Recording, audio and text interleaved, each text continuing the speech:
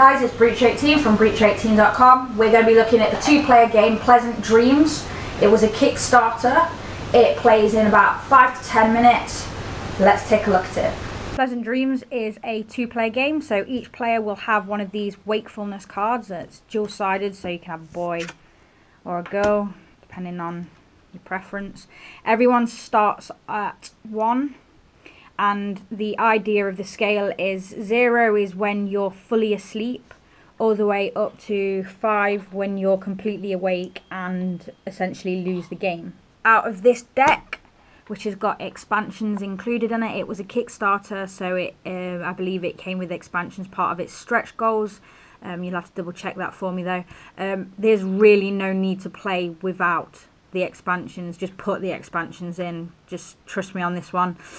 So these are shuffled and each player takes 2 of these cards at random, and these basically allow you to manipulate your turn of play. So each of these cards will dictate a different thing, and we can have a look at them in a second. So we just say we've got those 2. We've got Dream Compass and the Barrier. So once each player is randomly selected 2 of these cards, these can then be removed from the game. Okay, so how a turn goes is that you will look at the deck and you will decide how many you want to play.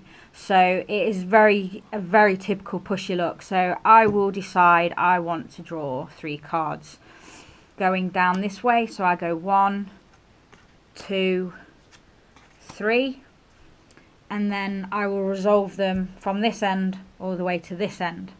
So as we can see here, the bunny has got +2 and an equals sign. So all that means is we go up +2, 1, 2 on the wakefulness chart here. That's really bad. Obviously we started on 1 and we've gone up +2. We've only got 2 more and then we're fully awake, and if that happens we lose. So we can choose to do certain things like using these cards. So the barrier allows us to just ignore one of these cards that we've revealed. Once you use a card, you just flip it over and then that can't be used for the rest of the game. So these cards all allow you to do different things, but I'll go over those in more detail in a second. So anyways, we resolve going down the line. So we've got -1 the bear, so that's good. So we go -1, so we're back on 2. Now as you can see, this here has an equal, so this gets discarded once it's resolved.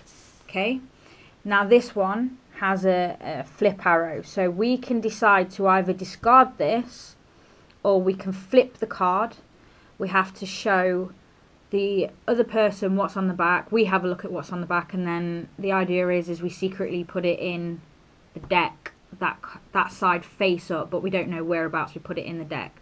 So if we do that, we actually show the back to everybody so everybody can see what it is. So it's +1, so that's obviously a bad thing because we don't want to be awake. And then because we flipped that over, we actually get to move back up the scale 1 point, but you can only ever do that. You can't go less than 0. So, you know, obviously you need to bear that in mind. Now we've flipped that over, we would then secretly place this in the deck somewhere. Obviously I'm holding the camera, so I'm not going to be able to do that very well right now, so but I've placed that in there. So that's resolved, and then we've got this one which is +1, the rocking horse. So again we're going to have to go back up to 2, and then that's got an equal sign, so that just gets discarded. And that's our go, and then the next person does that, so on and so forth, using these cards to manipulate the gameplay. Here are the player cards. We'll just go into a bit of detail about each one of them in terms of what they actually do and how they affect the game. So we've got the barrier. The barrier card can be used once to avoid the effect of a dream fragment card in your dream flow if that card has an equal or cross symbol. So if it has a cross symbol in the top right hand corner or an equal symbol, you can use that to essentially ignore it.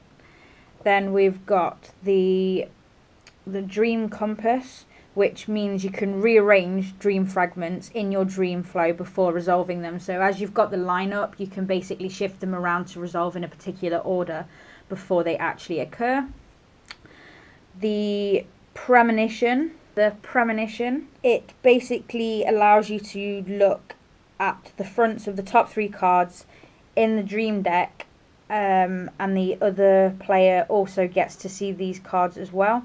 You're not allowed to look at the backs of the cards, and you're not allowed to look at the 4th card. Put the cards back on top of the dream deck in the same order that they were. You get to, if you're familiar with Magic the Gathering and the Scry, you get to look at the top 3 cards, and although you can't physically move them or alter the order that they come up in, it allows you to then determine whether you want to draw 2 or 3 cards at the beginning of your turn.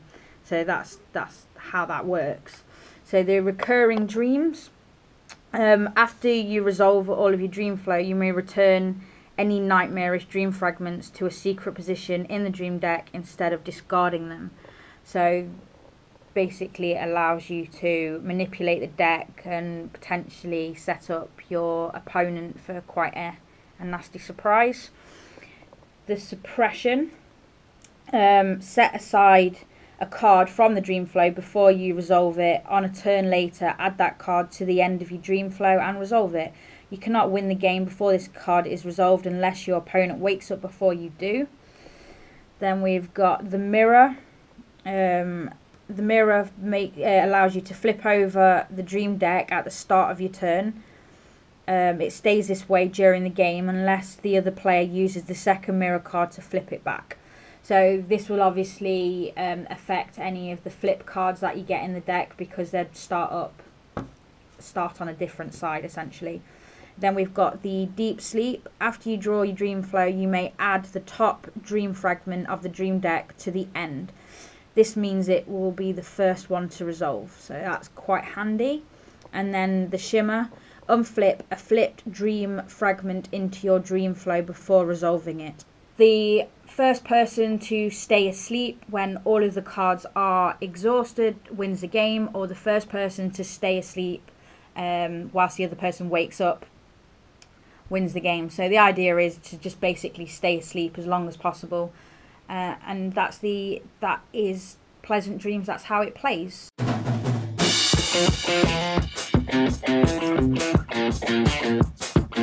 Right, so what are my thoughts of this? Now, as most people will know or have gathered over my other videos, I'm quite an enthusiastic person. I can't fake enthusiasm, and that's probably why I sound a bit downbeat about this game. There's just not a lot to it. There's not enough game here to get excited, and that on the flip side, there's not enough real game here to criticise either. The gameplay is essentially a push your luck game. You know, am I going to reveal 1, 2, 3, 4 cards? You know, it's complete luck as to what cards you're going to draw. You have 2 cards that you can use to mitigate certain things, but other than that, it is pretty much push your luck, all out luck. So if you're not into those kind of games, then you're not going to like this game. It's incredibly quick to play. I mean, it says 5 to 10 minutes on the box. I'd say that's about right. It probably took me longer to read the rules and learn them than it did to actually take me to play several goes of this game. I do really like the artwork. The artwork is stunning. I mean, if it weren't for the artwork, this game, I just would be like, why? But the artwork and the oversized sort of like tarot looking cards are really lovely. The concept of the game is really nice. I like the idea of this whole nightmare dreamland sort of thing, and the dream fragments. They're all really cool concepts, but as a game, it is just so simplistic. There is nothing to it, and that's why I can't even really criticize it, in the sense that there's not enough here to criticize. But if you're looking for a game with really nice artwork that plays that quickly, and it's for, you know, someone who isn't really a gamer, then maybe they'll like this. But unfortunately, this just isn't really one for me. I can't really see that I'd be playing it probably ever again. The only time I would look at it is for the artwork. So, like I said, I do really think the artwork's cool. So, props to them on that. Other than that, I'm just going to have to give this one a miss. But, like I said, what I like may not necessarily be what you like. So, take it with a grain of salt. But not really one for me. It's a bit of a nightmare, to be honest.